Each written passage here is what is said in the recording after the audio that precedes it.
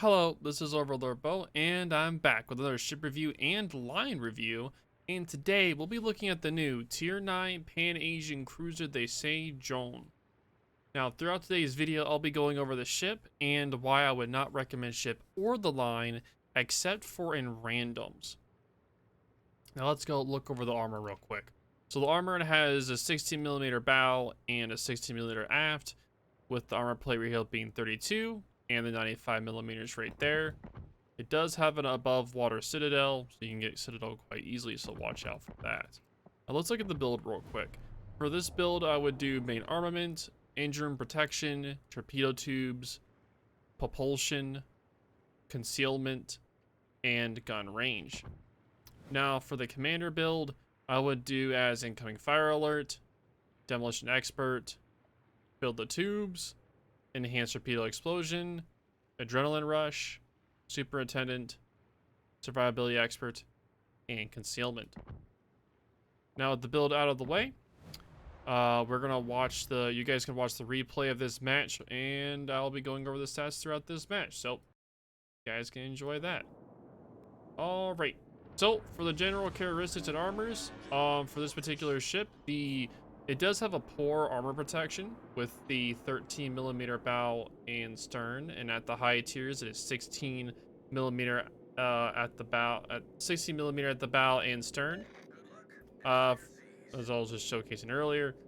Now, with this thin armor, 203mm AP can overmatch the 13mm armor, which is at the lower tiers. And at the higher tiers, the 230mm AP can overmatch the 16mm armor. Now, this is, we'll be going over the general characteristics of the whole line, so that's what I'll be doing as of now. So, the Pan-Asian cruisers have the lowest HP pool among the cruisers. They also have minimum torpedo protection and no hydro, and makes them highly vulnerable to torpedo attacks. Also, the Pan-Asian cruisers have the worst survivability of any cruiser line released so far. It has a lack of armor, and a low HP pool means they rely completely on their smoke consumables and low detection to survive battles. They are also highly vulnerable to torpedo attacks due to their inability to mount hydro. Players should be cautious when engaging, lest they find themselves dead struck back to port, as you'll see later on in this match. Now let's look over the main armament of this line. So the guns on this line are DD caliber guns, high rate of fire. The tier 5, to the tier 5 through 8, and once you go to the tier 9 through 10, they have excellent fire starting abilities. Now they do have poor HE pen, cannot penetrate most cruisers' armor plating, which really stinks. It also has the lowest AP penetration out of all CLs. The main armaments also has the longest shelf flight time among cruisers. Now, the PA-Asian CL line with this characteristics, and also the fact they use DD caliber guns as their main armament, kind of makes them suffer with, as you can see, how much damage you're able to do in matches. While they have a high rate of fire and good fire starting chances, they're severely crippled by their poor armor penetration and short effective range. Now let's talk about the torpedoes of the line. Now, the line uses deep water torpedoes with very low detection range, roughly half of that of a comparable torpedoes. As you'll see later on in this match, I'll be torping a Zhao and a Pommern. But you cannot hit DDs with these, as they can only hit cruisers, battleships, and CVs. Now, you do get somewhat of a fast reload with you getting also the torpedo boot, the reloader as well, which makes it where you can just rapid fire the torpedoes, which is a really nice feeling when you're able to just see a wall of torps. Now, you also do get a stealth torpedo in the higher tiers, in the Lord as well, which is really nice, but the higher tiers make it where you have more of a buffer between being spotted and not. Now, the torpedoes do have an average torpedo speed. Now, one of the main defining features of the PACL line is all PACLs can stealth torpedo, with a small detection buffer, as I was saying earlier. And of course, you can further enhance the torpedoes by using the specific kit and builds, which I was showcasing earlier. Now, while these torpedoes are powerful, the torps are still not a reliable source of damage and should serve to complement her gun's fire-starting abilities.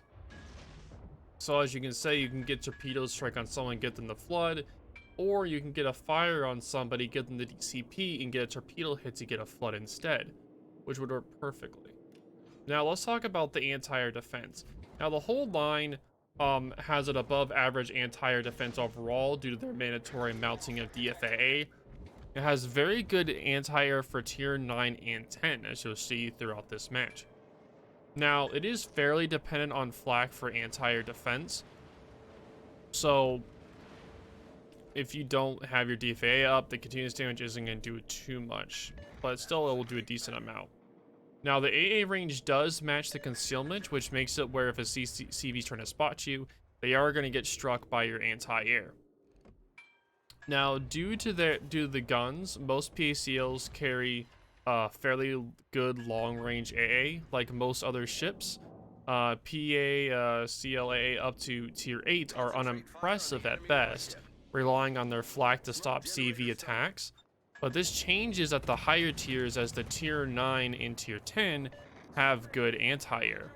And the CVs that fly into your DFAA boosted flak clouds will be annihilated. Even better, they can ambush attack squads as their AA is equal to their air detection. Now let's talk about the maneuverability. Now for the maneuverability for the tier 5 through 9, the ships have very good top speeds of 32 to 33 knots base, but the tier 10 has a base speed of 35 knots. Now this is generally below average to average, and now they do have a very tight turning radius among the best at the tiers. Very fast rudder shift best at their tiers as well. Aside from the speed, the PanAsian light cruisers are the most maneuverable cruisers in the game. But due to their poor armor, they're heavily reliant on their maneuverability to survive outside of smoke. Now let's talk about the line's concealment. Now, generally among the best at their tiers for both surface and air, between 8 through 10 kilometers when fully concealed. Air detection generally matches the anti-air range, just like I was talking about. Now these cruisers have one of the lowest detections at their tier, generally being only surpassed by a few Pacific premium cruisers. This helps them get close to their enemy where their torpedoes and guns can be most effective. Now let's talk about the consumables. Now for the consumables, they have a standard cruiser DCP with a 5-second immunity period and 60-second reload. Now the PanAsian style smoke generation is a 30-second laying time with a 70-second smoke duration and a 100-second reload. Now you do get 3 charges with this, but if you do have a superintendent, you get 4. Now the cruiser DFAA starting at tier 6, you do get it's a 40-second duration, which makes it where you have a plus 50% continuous AA damage and plus 300% flak AA damage. And these are in 80-second reloads with 3 charges base and 4 if you have superintendent. Now the torpedo reload booster, which starts at the tier 7, reduces reload to 8 seconds upon activation, and there are 300-second reload with 2 base charges. Now let's talk about my overall impressions of this line. So the PanAsian light cruiser line is an ultra light cruiser line with a hybrid playstyle of PanAsian DDs and light cruisers. Now Flint and Smolensk owners will find the PanAsian line gameplay to be somewhat similar. They are very effective close range damage dealers due to their high rate of fire guns and deep water torps, carrying smoke to farm from relative safety. Now, due to their tool set, they can be one of the best cutting lines in the game, because if you don't have anyone spotting them, they can just ultimately just keep launching torps over and over and over again and keep farming over and over and over again. Now, in the combination of the deep water torps and smoke farming can shut down all but the most determined pushes. Now, the Pan-Asian light cruiser line are also very good at supporting DDs. Their high rate of fire and good detection can quickly deal damage to careless careless enemy DDs. Now, outside of this kiting niche, Pan-Asian cruisers tend to perform poorly due to their low survivability, being very unsuited for almost any sort of aggressive gameplay. In addition, they rely a lot on DD spotting and smoke. A good enemy DD can zone them out with both spotting and torps to force them out of their smoke, so they can't really do much. Overall, the Pan-Asian light cruiser line is a fairly specialized line, very high firepower, but with a lot of caveats. Very high risk, high reward playstyle. Some skill is needed to make them work properly, but they can be very formidable ships in the right situations.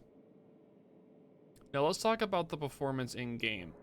Now I would say for randoms, it's about average. Ranked would be poor due to no anti-DD utilities.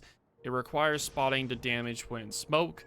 Inflexible, unable to make aggressive plays due to how little armor it has. And low health. Now for clan battles, I would say it's unlikely niche, working as a kiting ship, but will likely be passed over due to their poor performance against fast gunboat DDs. Now let's talk about who would enjoy this line. Now, people I would say would probably enjoy this line would be veteran players looking for a smoke farming playstyle, players who prefer to kite at closer ranges, those who want to try a unique torpedo-focused cruiser playstyle, and people who I would not recommend this for is less experienced players due to the fragile hull of the Pan-Asian light cruisers.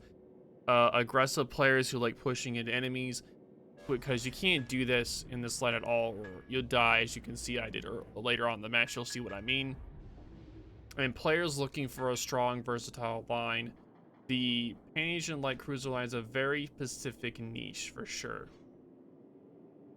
Now, my time playing this line in the Pacific ship here, the Sejong, it was very evident that you had to rely a lot on your torpedoes. Like, the guns were not very capable of performing a lot of damage.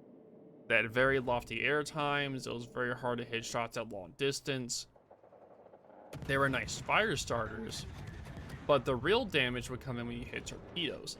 But the problem is that torpedoes aren't really a reliance cause of damage, because people can dodge them with sonar and such. So you're not really getting a consistent amount of damage with that. So every match when I played these ships, I would always feel like I would have to put in so much effort for so little damage. And so it was very hard to do that. Now, at the same time, if you are on a flank where people are pushing, as you saw earlier, you're able to just lay down torpedoes after torpedoes after torpedoes, and they have no spotting on you. You're able to do amazing damage.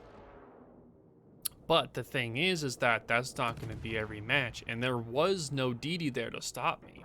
If there was a DD there, which most usually happens in a match, the DD will easily just start launching torps in your smoke, and you're going to have to be forced out, or you'll die from the torpedoes, because this ship doesn't have Hydra to protect itself. So that's why I would say that I don't recommend this line except for randoms. It's not going to be useful in ranked, and it's not going to be good for clan battles. Like, it doesn't have any really strong anti-torp capabilities without having a good support DD there. And it doesn't have the capability of even spotting torpedoes, which is the biggest issue. Now, as you'll see here, I am moving up to more aggressive position, which is one of my big things. Because right now, I'm doing okay. I'm doing fine. But as you'll see a little bit, in about a minute, I will try to push that cruiser there, and you will see me just make the biggest F up ever. And it cost me the death there. But we still win the match. But at the same time, it's just I got a little bit too aggressive when I shouldn't have, and it just poof, just done. But again, this line, it would almost consider just being a big cruiser in a way, like a big DD, I guess. because the torps really do do a lot of damage when you build into them. But the guns really just aren't like the strong suit of this class. It's more of the torpedoes. Those torpedoes can do so much damage. They can just stop whole flanks with how many torpedoes you can just put down that range. It can stop a whole flank if you know what you're doing. But the thing is, this is only for randoms. For comp play like ranked or clan battles, it would not work well at all. You would just get devastated, completely annihilated. There would not be much you could do. But yep, as you can see here, I was a dum-dum and gave some broadside to him and just got absolutely deleted, which is my fault, so rip. So in the end of that match there, I did get 125,000 damage. Pretty nice, pretty nice. I got a few torp hits, got 3 torp hits, pretty nice. Yes, pretty nice. And I also was 4th on the team, nice, with 1,100 XP there. But yep, that is my general overview of the Sejong, Sejong and the PanAsian light cruiser line. If you guys have any questions or concerns, definitely let me know down below in the comments. This is OverlordBou, and I'll talk to y'all later.